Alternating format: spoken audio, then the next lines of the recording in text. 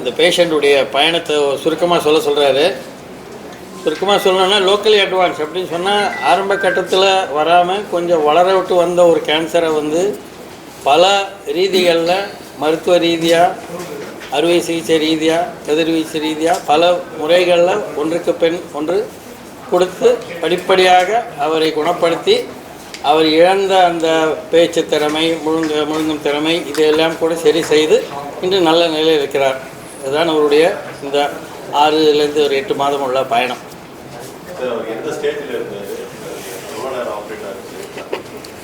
அவர் இருந்த stage T4 சொல்லுவோம், T4 tongue சொல்லுவோம், with involvement of hyoid bone, with N2 nodes சொல்லுவோம், மல்டிபிள் நோட்ஸ். பக்கத்தில் நெருக்கட்டிலாம் கொஞ்சம் பரவி இருக்கும் N2 நோட்ஸ். அண்ட் M0னா மெட்டாசைஸில் தூர இடங்களுக்கு பரவலை அப்படிங்கிறது.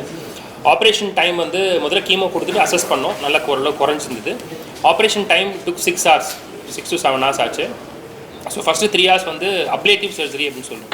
அதாவது முழு நாக்கையும் எடுக்கிறது, ப்ளஸ் அந்த ஃப்ளோர் ஆஃப் தி மவுத், நாக்கு கீழே இருக்கிற தசைகள் எல்லாத்தையும் எடுக்கிறது, ப்ளஸ் அது கீழே போயிட்டு ஹயாய்ட் போன் இருக்கும், அதையும் எடுக்கிறது. இந்த தொண்டைக்கு மேலே இருக்கிற ஒரு எலும்பு ஹயாய்ட் போன் அதையும் எடுக்கணும். ப்ளஸ் லிம்ஃப் நோட் டிசெக்ஷன்ஸ் சொல்லுவோம், பைலேட்டரல். 2 பக்கம் ஒரு ஃபுல் நாக்கு இன்வால்வ் ஆகுது, 2 பக்கம் இருக்கிற கழுத்தில் இருக்கிற 2 பக்கம் இருக்கிற நெருக்கட்டியும் நம்ம ஃபுல்லாக எடுக்கணும். லெவல் 1 to 5 ஃபுல்லாக எடுத்தாச்சு. எடுத்ததுக்கப்புறம் அது ஒரு 3-3.5 மணி நேரம் ஆச்சு. அதுக்கப்புறம் ஒரு 3 மணி நேரம் பிளாஸ்டிக் சர்ஜரி. பிளாஸ்டிக் சர்ஜரி அப்படின்னா அவருடைய தொடையிலேருந்தே ஒரு சதையை எடுத்து அதை நாக்கு மாதிரி ஃபார்ம் பண்ணி அதை அந்த இடத்துல வச்சு தைச்சிட்டு அந்த சதைக்கான ரத்த பிளட் சப்ளை கழுத்தில் இருக்கிற ஒரு ஒரு வெசல்லேருந்து எடுத்து அதை ஜாயின் பண்ணுறது தான் plastic surgery. So that took 3.5 hours. அப்புறம் ட்ரக்கியாஸ்டமின்னு சொல்லுவோம். இந்த பேஷண்ட்டுக்கு ட்ரக்கியாஸ்டமி பெக் டியூப்னு சொல்லுவோம். பெக் டியூப்னா வயிற்றில் ஒரு ஓட்டை போட்டு அது வழியாக டியூப்பில் போட்டு, ஏன்னா சாப்பிட முடியாது பேஷண்ட்டோட ஆப்ரேஷன் பண்ண உடனே. ஸோ அந்த டியூப் போட்டு அது வழியாக ஆகாரம் கொடுத்துட்டு பேஷண்ட் மூச்சு விடுறதுக்காக ட்ரக்கியாஸ்டமின்னு சொல்லுவோம். அந்த மூச்சு விடு அதையும் போட்டு அப்புறம் ஐசியூவில் இருந்தார் 2 days. 3rd day we transferred to ward. And by 10th day he got discharged. 10th 11th day he got discharged. And by 3 months he is to his normal work now after radiation everything. And last follow up 10 days munadi he is fine, disease free. He is able to talk, he is able to eat by his own mouth, and he is able to swallow everything. So this is the course of the patient as well. நான் இன்னும் இதுவாக சொல்லணும்னா, காம்ப்ளிகேட்டடான ஒரு விஷயத்தை describe பண்ணுறதுக்கு it is not rocket science அப்படின்னு சொல்லுவாங்க. ஒவ்வொரு பேஷண்ட்டும், ஒரு பிரச்சனையோடு வரக்கூடிய ஒரு பேஷண்ட் என்பது ஒரு புதிர், ஒரு பசில். அதை தனிப்பட்ட ஒருத்தரால் தீர்வு பார்க்குறது சில நேரங்களில் சிரமம். இப்போ முடியாது, இதை ஒன்றும் செய்ய முடியாதுன்னு சொல்கிறாங்கன்னா தனிப்பட்ட ஒருவரால் முடியாது. ஆனால் தேர்ந்த வல்லுநர்கள், பயிற்சி பெற்றவர்கள் சேர்ந்து அதை செய்யும் பொழுது, ஒரு வேலையை செய்யும் பொழுது, இப்போ எப்படி இஸ்ரோ ஒரு ராக்கெட் விட்றாங்களோ அதுக்கு பின்னாடி ஒரு பிளானிங் இருக்கும், இயர்ஸ் ஆஃப் டெடிகேஷன் இருக்கும், ப்ராக்டிஸ் அண்ட் எக்ஸிக்யூஷன். இந்த சர்ஜரியுமே கூட இந்த என்டையர் ட்ரீட்மெண்ட்டும் கூட அந்த மாதிரியான ஒரு கம்பைன்டு ஒரு எஃபர்ட்டினுடைய ரிசல்ட்டை தான் நம்ம பார்க்குறோம். அதில் ஒரு முக்கியமான இன்க்ரீடியன்ட் பார்த்தீங்கன்னா patient and is family members also. இந்த இடத்துல தான் திருப்பி சொல்கிறது, பல பேர் இது ஒரு கஷ்டமான பயணம், இது சரி செய்ய முடியாத ஒரு நோய் அப்படின்னு 2 இடத்துல சொன்ன உடனே அதை அப்படியே விட்டுட்டு ஒத்துக்கிறாங்க. Giving up too early is a problem. ஆரம்பத்திலேயே இதை முயற்சியே செய்யாமல் இது ஒன்றும் செய்ய முடியாதுன்னு சொல்லிட்டாங்க, இங்கே என்னால் இதை பண்ண முடியாது. ஆனால் கேன்சரை பொறுத்த வரைக்கும் அது உடம்புக்கு பண்ணுறதோட மனதுக்கு பண்ணக்கூடியது ரொம்ப ஜாஸ்தி. அது ஒரு மனநோய் அப்படின்னே சொல்லலாம். புகையிலை பழக்கமும் ஒரு மனநோய், கேன்சர் ஒரு மனநோய். மொத்தத்திலே நம்ம கூடி வாழ்ந்தால் கோடி நன்மைன்னு சொல்கிற மாதிரி ஊர் கூடி தேர் எழுக்கிறதுன்னு எல்லாம் சொல்கிற மாதிரி தனிமையாக இந்த இடத்துல தான் ஒரு சோஷியல் பியர் ப்ரெஷர் பற்றி சொன்னார் டாக்டர் பேசும்பொழுது. மக்கள் ஒன்றுக்கொன்று எந்த ஒரு சூழ்நிலையிலையும் ஒருத்தருக்கு ஒருத்தர் உதவி பண்ணி அதை நம்ம இந்த இடத்துல நான் என் பார்வையில் பார்க்குறதுக்கு பலர் சேர்ந்து வந்தாங்க, பேஷண்ட்டும் சேர்ந்து வந்தார், எல்லாரும் சேர்ந்து ஒரு வேலையை செஞ்சு முடித்தாங்க. அதனால் ஒரு நல்ல அவுட்கம் நம்மளால் கொடுக்கப்படுது.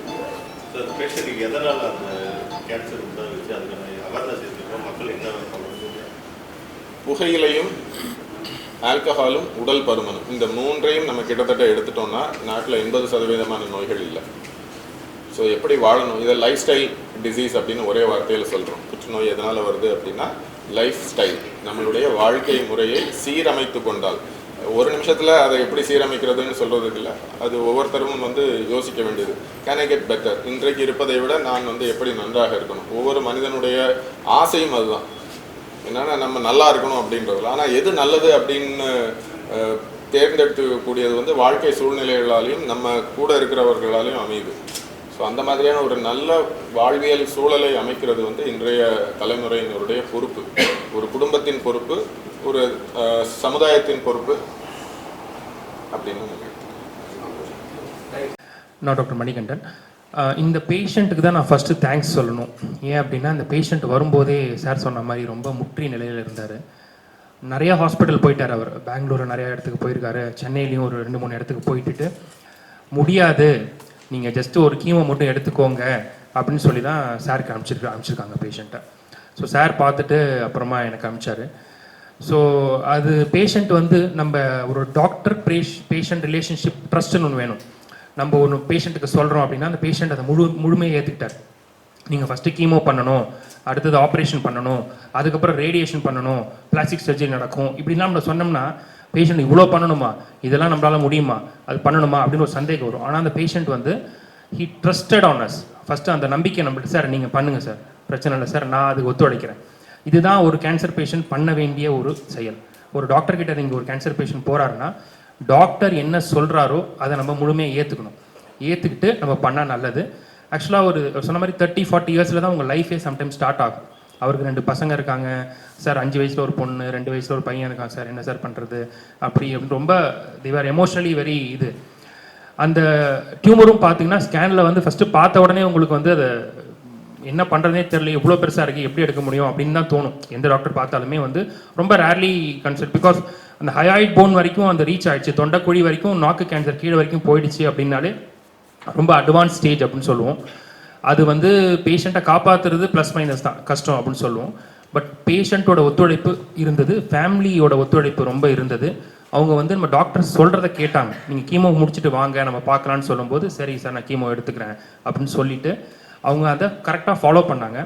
இவருக்கு நாக்கை மட்டும் எடுக்கலை, நாக்கு எடுத்துட்டோம், ஃப்ளோர் ஆஃப் தி மவுத் அப்படின்னு சொல்லுவோம். அந்த ஃப்ளோர் ஆஃப் தி மவுத்தை கம்ப்ளீட்டாக எடுத்தாச்சு. அதுக்கப்புறம் அதுக்கு கீழே ஒரு எலும்பு இருக்கும், அதுதான் வந்து இந்த தொண்டையையும் வாயையும் இணைக்கிற எலும்பு, ஹயாய்ட் போன் சொல்லுவோம், அதையுமே எடுத்தாச்சு. ஸோ பேஷண்ட்டுக்கு வந்து நம்ம என்ன சொன்னோன்னா, நீங்கள் வந்துட்டு ஒரு 6 மாதத்துக்காவது குறைஞ்சது உங்களுக்கு வந்து வயிற்றில் ஒரு டியூப் போடும், அது வழியாக தான் உணவு எடுத்துக்க முடியும் அப்படின்னு சொல்லியிருந்தோம். வயிற்றில் டியூப்பும் போட்டோம், அது வழியாக உணவு கொடுத்தோம். அப்புறம் தொண்டையில் ஒரு டியூப், ட்ரக்கியோஸ்டமின்னு சொல்லுவோம். ஏன்னா முழு நாக்கை எடுத்ததுக்கப்புறம் மூச்சு விடுறது கொஞ்சம் கஷ்டமாக இருக்கும், பேஷண்ட் ட்ரக்கியோஸ்டமி போட்டிருந்தோம். அதுவும் நான் வந்து என்ன சொல்லியிருந்தேன்னா ஒரு 2 months வரைக்கும் உங்களுக்கு வந்து ட்ரக்கியோஸ்டமி டியூப் இருக்கும் மினிமம் அப்படின்னு சொல்லியிருந்தேன். பட் பேஷண்ட்டோட confidence and trust has help him. நாங்கள் இந்த ட்ரக்கியோஸ்டமி டியூபை 8th day எடுத்தாச்சு, 8வது நாளே எடுத்துட்டோம். இந்த வயிற்றில் இருக்கிற டியூபை 2 மாதத்தில் எடுத்தாச்சு. இப்போ பேஷண்ட் வந்து ஃபுல் அண்ட் ஃபுல் வாய் வழியாக சாப்பிட்றாரு, ஃபுல் அண்ட் ஃபுல் எந்த ஒரு இதுவுமே கிடையாது. நல்லா புரிஞ்சிக்கிற அளவுக்கு பேச ஆரம்பிச்சிட்டார். நாக்கு இல்லை ஆனால் புரிஞ்சிக்கிற அளவு பேச ஆரம்பிச்சிட்டாரு. இந்த மாதிரி சர்ஜரி வந்து ஒரு ஸ்பெஷாலிட்டியால் பண்ண முடியுமா அப்படின்னா பண்ண முடியாது. ஃபஸ்ட்டு கீமோ கொடுத்து நம்ம குறைச்சிருது, அது பெஸ்ட்டு இது வேலையை செஞ்சது டாக்டர் ராஜா சார், அவருக்கு என்னோட நன்றி. அதுக்கப்புறம் நம்ம சர்ஜரி பண்ணோம். சர்ஜரி பண்ணுறது பெருசு கிடையாது, இன்றைக்கி நான் சொல்கிறேன், சர்ஜரி பண்ணுறது பெருசு கிடையாது, நாங்கள் ஃபுல்லாக அந்த கேன்சர் எடுத்துடலாம். அதுக்கப்புறம் இருக்க பிளாஸ்டிக் சர்ஜரி ஒர்க். பிளாஸ்டிக் சர்ஜரினா ஃப்ரீ ஃப்ளாப்ஸ்னு சொல்லுவோம். நம்ம உடம்புலேருந்து ஒரு பார்ட்டை எடுத்து நியோ டங், புது டங் மாதிரி அந்த இடத்துல வச்சு அதை ப்ராப்பராக அந்த ஷேப் கொண்டு வந்து அதை தைச்சி அதுக்கப்புறம் அதுக்கு ஒரு வடிவம் கொடுக்கணும். ஒரு பார்ட்டை ஃபுல்லாக எடுத்துகிட்டு அதை ரீகன்ஸ்ட்ரக்ட் பண்ணுறது ரொம்ப கஷ்டம், எடுக்கிறது ரொம்ப ஈஸி. ரீகன்ஸ்ட்ரக்ட் பண்ணது doctor Sivakumar, plastic surgeon, is the best work பண்ணியிருக்காரு இந்த பேஷண்ட்டில். பண்ணதுக்கப்புறம் விட்டுட்டோமா இல்லை, அதுக்கப்புறம் ரேடியேஷன் தெரப்பியும் கொடுத்தோம். இப்போ பேஷண்ட் நார்மலாக அவரோட வேலைக்கு போக ஆரம்பிச்சிட்டாரு, நடக்கிறாரு, சாப்பிட்றாரு, யாரோட உதவியும் கிடையாது.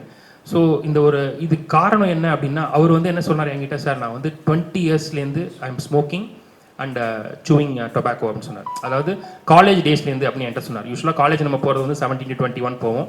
காலேஜ் டேஸ்லேருந்தே அவர் வந்து he started due to peer pressure தான் மெயின். காமன் சொசைட்டியில் ஒரு பெரிய பிரச்சனை என்னென்னா, வாடா மச்சான் நம்ம போய் தம் அடிக்கலாம் பண்ணலாம், சும்மா ஒரு நாள் தானே 2 நாள் தானே, பார்ட்டி சாட்டர்டே நைட்னா பார்ட்டி, அங்கே போகிறது இங்கே போகிறது, நம்ம அங்கே போகிறோம் அப்படின்னு நம்ம அதை ஆரம்பிக்கும் போது லைட்டாக ஆரம்பிச்சிடுறோம். ஆனால் அந்த ஒரு பழக்கம் நம்ம மேலே தொத்திக்கிச்சு அப்படின்னா அதுலேருந்து விடுபடுறதுக்கு இவ்வளோ பெரிய நோய் வந்ததுக்கப்புறம் தான் அவர் அந்த பழக்கத்துலேருந்து விடுபட்டிருக்காரு. அது உங்களுக்கு புரிய நினைக்கிறேன். அது ஒரு சின்ன வயசுலேயே ஒரு 35-40 வயசுக்குள்ளே அப்போ தான் நம்ம லைஃபே ஸ்டார்ட் பண்ணுறோம். அப்போவே வந்து ஸ்டேஜ் 4 கேன்சர் அப்படின்னு சொல்லிட்டாங்க, உன்னால் ஒன்றும் பண்ண முடியாதுன்னு சொல்லிட்டாங்கன்னா நம்ம லைஃபே தலைகீழ மாறிடும். நம்மளை சுற்றி நிறைய பேர் இருப்பாங்க, நமக்கு ஒரு ஃபேமிலி இருக்கும், லைஃபே தலைகீழ மாறிடும்.